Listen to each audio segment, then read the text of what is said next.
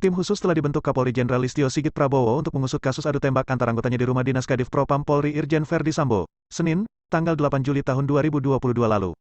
Dalam insiden berdarah tersebut, Brigadir Yosua atau Brigadir J dilaporkan meninggal dunia. Perseteruan antara Brigadir Yosua dan Baradae diduga dipicu oleh pelecehan seksual ke istri Irjen Verdi Sambo.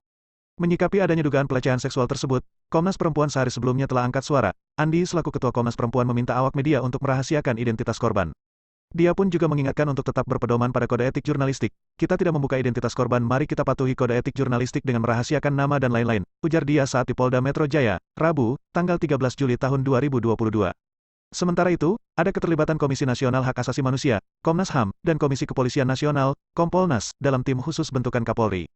Dengan menggandeng keduanya, Kapolri Listio Sigit berharap pengusutan kasus polisi tembak polisi yang terjadi di institusinya menjadi lebih terang, akuntabel, dan transparan.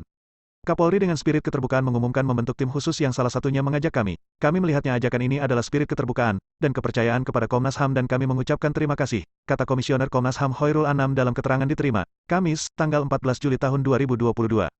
Lantas, langkah-langkah apa saja yang akan dilakukan Komnas HAM guna mengusut kasus polisi tembak polisi tersebut? Berikut sederet langkah Kapolri dan Komnas HAM agar kasus penembakan antar anggota tersebut semakin menemui titik terang. Inspektur Pengawasan Umum, Irwasum, Polri Komjen Agung Budi Marioto selaku pimpinan dalam tim khusus bentukan Kapolri atas kasus baku tembak anak buah Kadif Propam Polri Irjen Verdi Sambo membeberkan langkah apa saja yang sudah dilakukan dalam proses penanganan perkara tersebut.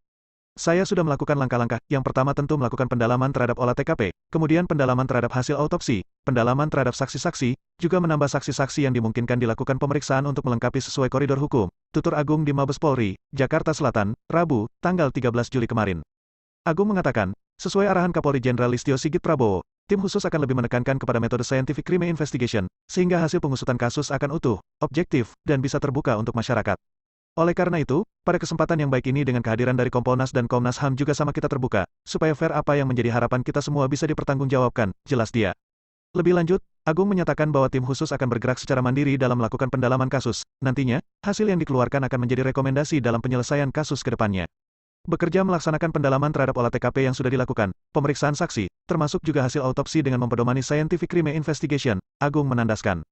Diketahui, dalam peristiwa itu, Brigadir J alias Yosua tewas sementara Baradae masih diamankan petugas. Kami mendapatkan banyak informasi terkait berita-berita liar yang beredar. Tentunya kita ingin semua bisa tertangani dengan baik, oleh karena itu saya telah membentuk tim khusus yang dipimpin Pak Wakapolri, Irwasum, Kaba, Pak Kabit, As SDM, beberapa unsur tersebut perlu kita libatkan, termasuk fungsi Provos dan Paminal, tutur Listio di Mabes Polri, Jakarta Selatan, Selasa tanggal 12 Juli tahun 2022. Menurut Kapolri Jenderal Listio Sigit Prabowo, sejauh ini 2 laporan polisi, LP, yang saat ini tengah ditangani Polres Jakarta Selatan. Pertama soal perkara upaya percobaan pembunuhan dan kedua terkait ancaman kekerasan terhadap perempuan yang menimpa istri Irjen Verdi Sambo. Dalam pembentukan tim khusus, lanjut dia, pihaknya juga akan melibatkan Komisi Nasional Hak Asasi Manusia, Komnas HAM, dan Komisi Kepolisian Nasional, Kompolnas. Komisi Kepolisian Nasional, Kompolnas, meminta Polri bekerja profesional dan transparan menangani kasus adu tembak antar personel yang merupakan anak buah Kadif Propam Polri Irjen Verdi Sambo. Keduanya bersitegang di rumah pejabat Polri daerah Duren 3, Pancoran, Jakarta Selatan, pada Jumat tanggal 8 Juli tahun 2022. Kompolnas mengharapkan masyarakat sabar menunggu hasil pemeriksaan yang dilakukan Propam dan Polres Jakarta Selatan.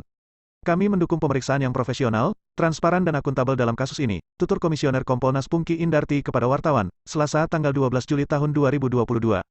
2 anggota yang terlibat baku tembak adalah Brigadir Yosua dan Baradae, yang kemudian menewaskan Brigadir J sementara Baradae disebut dalam posisi membela diri dan menolong istri Irjen Verdi Sambo yang mengalami pelecehan.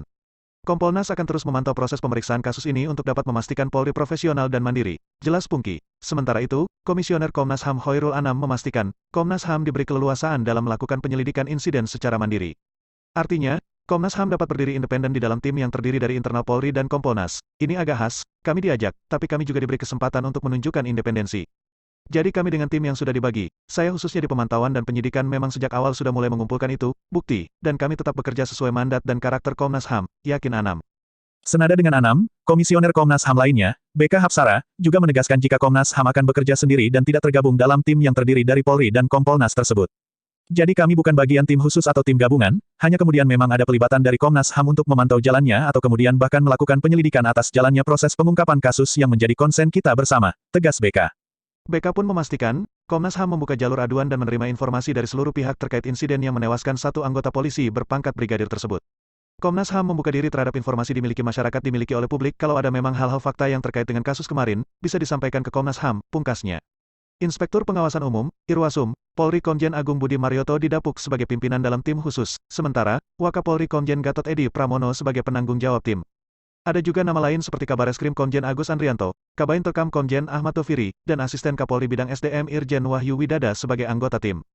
Di samping itu, Kompolnas dan Komnas HAM dilibatkan sebagai pengawas dari pihak eksternal. Salah satu tujuannya dibentuk tim khusus agar kasus ini diusut secara objektif, transparan dan akuntabel. Agung Budi Marioto menegaskan, tim khusus bekerja mandiri. Setelah terbentuk, tim khusus kembali mendalami olah tempat kejadian perkara, TKP, hasil otopsi serta keterangan sejumlah saksi. Kita berpedoman kepada scientific crime investigation hingga hasilnya objektif dan bisa terbuka bagi masyarakat, kata Agung saat konferensi pers, Rabu, tanggal 13 Juli tahun 2022. Ketua Harian Kompolnas, Irjen Purn Beni Mamoto mengapresiasi upaya Kapolri membentuk tim gabungan dengan melibatkan unsur eksternal seperti Kompolnas dan Komnas HAM.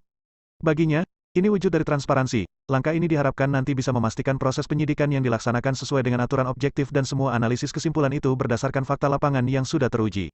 Baik melalui pendekatan saintifik maupun para ahli terkait, di samping itu JG cross-check kesaksian menjadi penting. Kata dia, Beni berharap, tim khusus bisa menuntaskan satu persatu isu yang dikaitkan dengan fakta di lapangan. Beni tak menepis. Kompolnas sendiri berkali-kali ditanya soal isu-isu yang berkembang. Kami mohon dukungan dan melalui kerjasama ini diharapkan nanti kita bisa bekerja lebih cepat, efektif sehingga publik mendapatkan informasi yang betul-betul akurat dan dipercaya dan dapat dipertanggungjawabkan, ujar Beni. Komisioner Komnas HAM Koirul Anam menerangkan, posisi Komnas HAM di dalam tim sebagai pemantau. Namun, juga diberi kewenangan untuk melakukan penyidikan secara independen sesuai mandat dan karakter Komnas HAM. Menurut Koirul, tim khusus mendukung penuh investigasi internal Komnas HAM. Bahkan, Ketua tim menyampaikan siap membuka selebar-selebarnya dan bertukar informasi.